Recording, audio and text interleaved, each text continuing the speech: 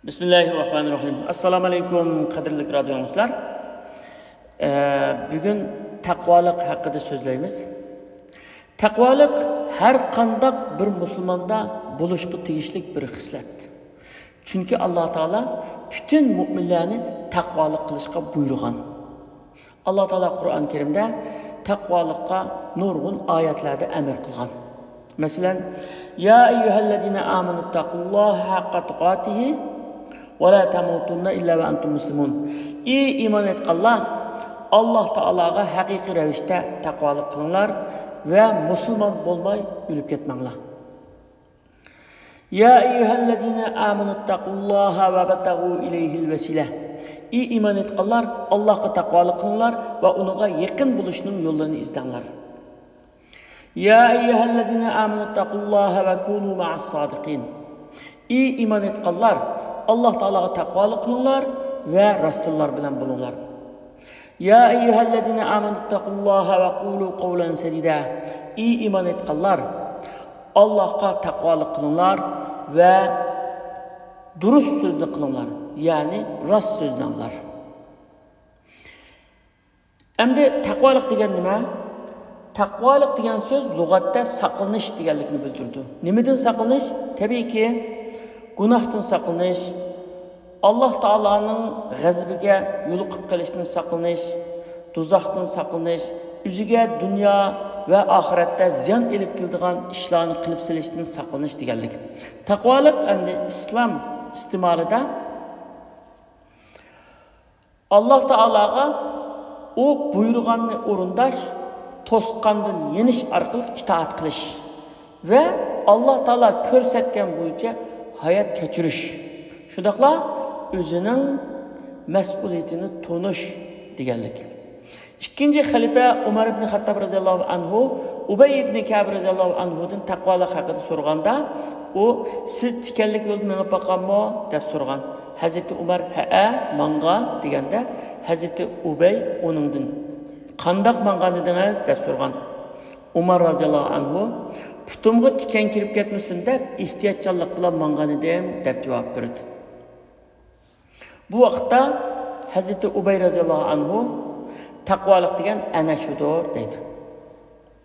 Ya'ni tikanlik joydan mangan odam putumga tikan kirib ketmasin deb ehtiyotchanlik bilan mengish orqali o'zini ziyon zahmatini qo'ydigandek, taqvodor odamni hayotlik musofasida gunoh va yomon ishlarni sodir qilib qo'yib, Alloh taolaning jazosiga uchrab qolmaslik uchun hamisha ehtiyotchanlik bilan harakat qildi.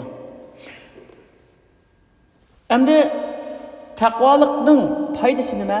Taqvolikning foydasi bizning iymonimizni eng oxirgacha saqlab, Alloh taoloninki jannatiga layoqatli bo'lishimizga vesile bo'lish. Buning eng chong foydasi. Uningdan boshqa nurg'un foydalarini Alloh taolo Qur'on Karimda so'zlagan. Alloh taolo deydiki: "Va man yattaqillaha yaj'al lahu makhrajan va yarzuqhu min haythu la yahtasib." Kimki Allohga taqvolik qiladi ekan, uningga chiqish yo'li beradi. Ya'ni qanday bir qiyinchilik bo'lsa, qiyinchilikning chiqish yo'li beradi va uning o'ylamagan yerni rizq beradi. Va man yattaqillaha yaj'al lahu min amrihi yusra. Kimki Allohga taqvolik qiladi ekan, Alloh uning ishini o'ng'aylashtirib beradi. Va man yattaqillaha yukaffiru anhu sayyi'atihi va yu'zim lahu ajra. Kimki Allohga taqvolik qiladi ekan, Alloh uning gunohlarini mag'firat qildi va uning savobini cho'ng qildi. Demak, taqvolik qilsang, mushuncha mukofotlar, mushuncha yaxshiliklar bor. Endi taqvolikdan katta ish bormi buning qaraganda? Endi taqvolikning foydasini oxiratda ko'rishdan burun mushu dunyoda ko'rgili bo'ldi. Endi buningga misol keltirsak, sahobalarning zamonidan va o'tgan zamonlardan misollarni keltirsak, ba'zi kishilar u zamonlar boshqa edi. U zamonlarda hayotning talablari ancha qiyin emasdi. Yashash o'ng'aydi, insonlarda dindorlik, axloq kuchli edi. Hozirgi zamonda endi burungi zamonga o'xshamaydi, burunqida qilg'il bo'lmaydi deyish mumkin. Shunga hozirgi zamondagi hozirgi zamonda bo'lgan ishlardan misol keltirishni xohlaymiz. Allama Muhammad Ratibin Nablusi mundaq bir ikki qissani keltirdi shu taqvolik to'g'risida. Bir yosh balaninki qissasini deydi. Bir yosh bola bor ekan, bir cho'ng bir magazini bor, do'koni bor bir odamning yanında ishlaydi ekan bu. Ya'ni bir boyning yanında shu do'konini ochib ishlaydi ekan. Bir kuni bu shu shahardagi yani ataqliq cho'ng bir olimning yoniga beribdi. Xili uzoq yo'l besib uni izlab beribdi. Berib endi shuningga dardini so'zlamoqchi ekan. Berib o kishining yoniga ustoz, men 30 yoshga kirib qoldim. Men bir do'konda ishlayapman. Ya hozirgacha bir uyam yo'q. Ya hozirgacha bir to'y qilolmadim. Ya bir pulga ishlab, bir aqamga selib, bunda bir iqtisodni qilolmadim. Shunda ketib bordi umrim. Qanday qilsam bo'ldi degandan keyin o kishi unda qarab taqvolik qilgan deydi. Endi uningdagi yana boshqa nasihatlar bor o'xshaydi deb jim o'tirsa o shayx, ya'ni ustoz o'zining ishlari bilan, kitob ko'rish bilan ayda o'tiribdi. Birdan o'tirgandan keyin yana unda qarab u yigitga taqvolik qilgan debdi. Shuningdan keyin yana birdan o'tirib, endi buningdan boshqa gap chiqmaydigan o'xshaydi. Deb, "Amisi men qaytaymiki?" deb xo'shlashib mangay desa, bu chaqda yana taqvolik qilgan deb qopti, boshqa gap qilmabdi. Shundan bu yoshning biroz chiqib biroz achchig'i kelib, men shuncha yo'lni besib, vaqtimni chiqirib, bu ustozning yoniga bir nasihat qilamiki, men yo'l ko'rsatamiki deb kelsam, taqvolik qilgan degan gapni qildi.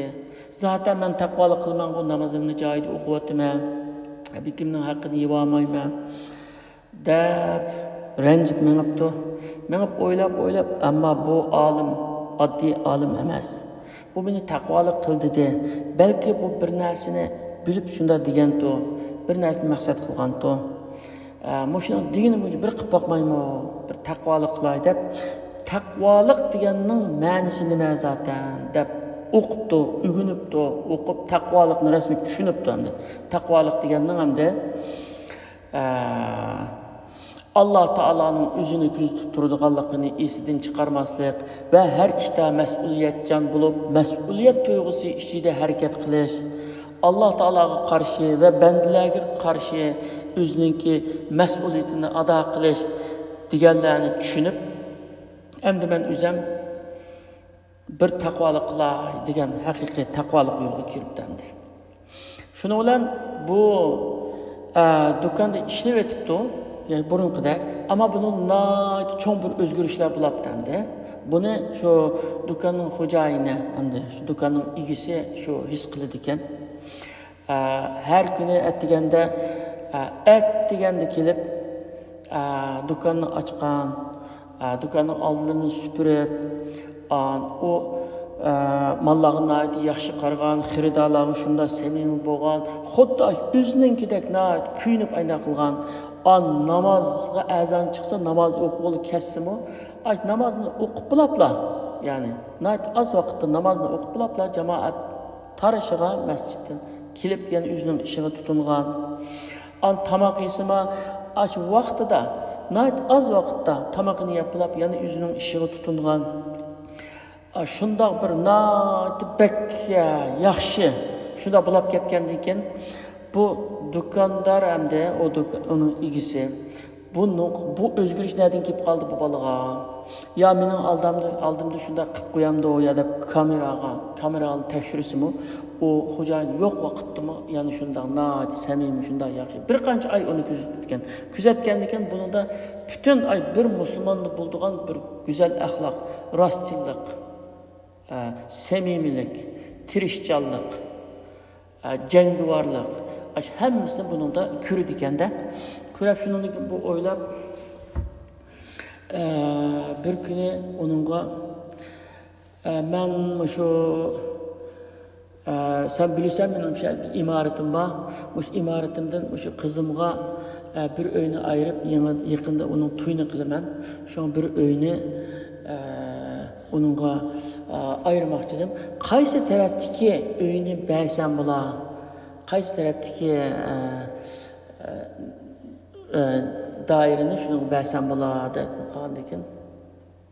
Hamda xo'jayin siz mendan yaxshi bilasiz hamda uni deganki, yo'q endi sendan maslahat so'g'im keldi hamda o'zim buni uqib bilolmayman ekan degan ekan. Mencha shu kun tushib turadigan, u yo'l tarafga qaraydigan shu 3-qatdagi shu doirani bersangiz yaxshi bo'larmidiki deydi ekan. Degan ekan, ha tamam, bu shuni tayyorlay deb tayyor qilib. Undan keyin bir kuni sen bil bir bozorga borsaq, shu uyni jab tutgan ishyapti. Onun qilqi öyni to'ldiradigan narsalarni safa, o shkaf, o bu degandek bir narsa. Sen tanlashib bersan dedi, ma'qul deb bordi ekan. Berib, onun mana olsak qanday bo'lar, mana olsak qanday, seningcha qanday bo'lar degan. Endi bu men o'tirmagandan keyin ham sizlar o'zlari yaxshi billar xo'jayin uni degan ekan. Yo'q, endi seniki ko'nglingni qanday qildi sen? Sana yarasa menga yaraydi deb tanlatib ekan. Tanlatib hamma narsani shu balaga tanlatib eplab, uni uyga akirib, endi mening dunyoda birla qizim bor. Qizimga aytdim, shunda omonatdor, taqvodor, yaxshi bir musulmon yigitni izlayotdim. Sen mening oldimga chiqding endi shu sana shu qizimni bermoqchi degandan keyin bu yigit hayron qoldi ekan. Ya xo'jayinga chaqchaq qilib o'tamsiz siz degan bir xo'jayin tursangiz, men sizning yoningizda ishlaydigan bir ishchi tursam, qanday men sizga loyiq bilman degandan keyin sen albatta loyiq bo'lsa, hatto uningdan eshib ketsa, sendagi shu taqvolik, shu mas'uliyatchanlik, shu go'zal axloq meni qoyil qildi. Bu menga shu yetidi deydi ekan. Shundan keyin uning to'yini qilib qo'ygan. Uning to'yini qilib qo'ygandan keyin bir qancha yil shunday yaxshi o'tdi ekan ular. Keyin u odam olamdan ketdi ekan. Shundan bilan uninki shu bütün shu boyliqi, do'konlari, imorati, shu hammasi shu qizi bilan shu yigitga qoladi ekan endi. Endi oyatda "Ve men yettaqillaha yec'al lahu mahrajan ve yerzuquhu min haysu la yahtasib." Kimki Allohga taqvolik qilsa, Alloh unga chiqish yo'li berdi. Ashi qanday bir qiyinchilik bo'lsa, shuni chiqish yo'li berdi. Va yarzuqhu min haysu la yahtasib. O'ylamagan rizq berdi. Ma yigitga taqvolik qilgan, Alloh taolo unga chiqish yo'li beribdi, to'y bo'libdi. Ya'ni to'y qilish orzusi bor. Unga yetibdi. Uni o'ylamagan rizq qaysi? O'ylamagan yerdan shu boyliqlik ketdi. O'ylab bakmagan bir yerning keligligandi. Ya'ni oyat haqiqiy bu kishining hayotida tajalli qilgan gap. Yani ikinci bir kıssa, yani Muhammed Ratib ibn Nablisi deydi. Bu kişi şu bir mescidinki imam hem de hazır mı? Şu hutbe sözleydi. Bir günü cuma namazından keyin mescidga hamisha kelib turadigan yigitning birisi kelib yanımga, menda shunday ziqqa kesilib bor, bu dinim tutsin aytdi, qattiq tutdi, shunday qiynalib ketaman. Davolanib baktım, hozirgacha yaxshi bo'lmadim. Qanday qilsam bo'ldi debdi. Men shu o'ylamayla taqvolik qil dedim deydi. Rasman taqvolik qilsam saqlayamdimi debdi. Ha dedim. Sen ma'qullab ketdi. Ketgandan keyin o'zim o'ylab qoldim deydi Ratib Nablis. Men buni bunda o'ylamaylam, taqvolik qil dedim. Durust ham taqvolik qilsa qiyinchilikni hal qilib turdi Alloh taolo. Lekin bu yigitning kishini shuni saqlayamdi, taqvolik qil dedim. Endi agar bu kishi uningdan saqaymay qolib qolsa, endi bu taqvolik ishga yaramaydigan deyotgan bundoq ko'ngliga narsa kelib qolarmi deb ma tarafni bak ansirdim deydi endi. Shuning bilan yana bir juma kuni endi xutba so'zliga chiqdim, o'sha yigit keldimi kelmadimi deb qaradim, ko'z solsam u bor ekan. Alhamdulillah hanim bo'lsa bor ekan deb ko'nglim bir joyiga tushdi. Şurada ketdi. İkinci cümleme yani kelib yana qaradim, bormi yo'qmi dedim. Borken elhamdülillah Allohga shukr, hanim bo'lsa bu yigit chiqib yaxshi bo'libdi ish qilib. Menga bir shikoyat qilib kelmadi deb xo'sh bo'libdi. Uni 3-juma qarasam bu yigit yo'q turdi deydi. Shunga ko'nglimga bir shak tushdi, qanday bo'lgan-to deb o'ylab qoldim. Qarasam ertasi shanba kunlikda meni ziyorat qilib kelibdi. Kelib u gap boshlab bo'g'ichi men voy qanday bo'lding, kesal tutdimi desem, ha kesel tuttu ama sizin deganlari durust, sizning deganiniz durust. Çünkü men aşkın bir günah kıldım. An şu yolda ketip etiptim, bu zıkı kesili bek tuttu. Şunun olan o cümeğe okunma kilemedim. Men üzem günah kıldım, şu takvalıkını kılanmadım, şuna men beşimge keldi bu. Sizin deganlari durust, onun da hiç qanday şak yok, dedi şunu. Allah'a şükür, dedim deydi. Demek hamdi hayatta haqiqiy, yani biz bununki takvalıknınki paydasını ve şunun neticesini çokum ko'ralaymiz.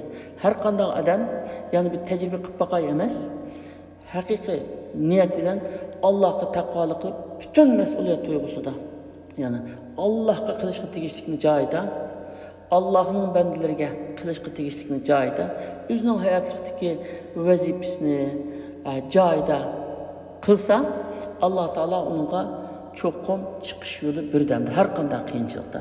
Dünyada qiyinchilik köp insanların. Nurgun insanlar iş tapamaykan qiyinchilik, nurgun insanlar to'y qilishga bir loyiq tapamaykan qiyinchilik, nurgun insanlar munosib qo'shni tapamayotgan qiyinchilik. Demak, nurgun qiyinchilik bor. Aşı qiyinchiliklarni ko'z oldiga akib turib, Alloh taologa taqvolik qilib, Allohga duo qilib, ey Alloh, sen shu ulug' kalomingda shundoq va'da qilding, taqvolik qilgan kishiga chiqish yo'li berman deb. Men sana taqvolik qilaman, sana taqvolik qilyapman, sana itoat qilyapman, menga chiqish yo'li bergin deb duo qilish bilan birga, shu amaliyotda haqiqiy taqvolikni qilsa, Alloh taolo cho'qim chiqish yo'li berdi. Endi buni tecrübe qilgan adam herkes ziyan tatmaydı. Allah Teala hamimizni taqvo bandlaridan qilg'ay. Amin.